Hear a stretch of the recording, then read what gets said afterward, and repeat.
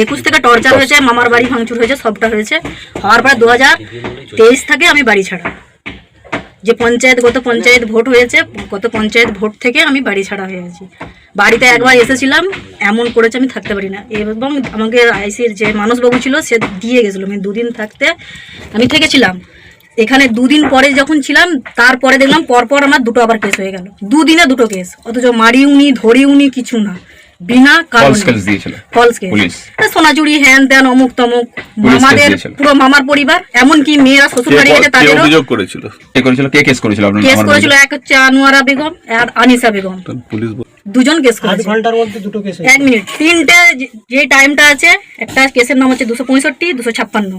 এই কেসটার ভিতরে 3.5 দিন যদি এখানে আমি ইনার উপরে অত্যাচার আমরা 8 জন মিলে করলাম, তাহলে 3.5টার সময় সেখানে কি করে করলাম, তার গলায় কি করে সোনাটা ছিঁড়ে নিলাম, আরো কি করে একই সময়, শুধু সবই লেখা টেকা সবই ঠিক, শুধু ডিবিটিটা চেঞ্জ হয়েছে, যেটা আইসির একটা চেঞ্জ থাকে সেটা ব্যাপার চেঞ্জ হয়েছে। যেহেতু সেটা আমি পুরোটা জানি না, ওই সিস্টেমে হয়তো আমার জানা নেই, কিন্তু সেটা চেঞ্জ হয়েছে।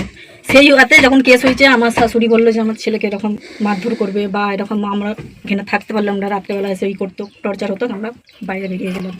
বোনের বাড়ি ছিলাম, বোনের বাড়ি থেকে যেহেতু দেখছি একটা বোনের একটা পরিবেশ বেশ বলে আছে, সেখানে লোকজন খারাপ বললো, আমি ভাড়া বাড়িতে চলে গেছিলাম।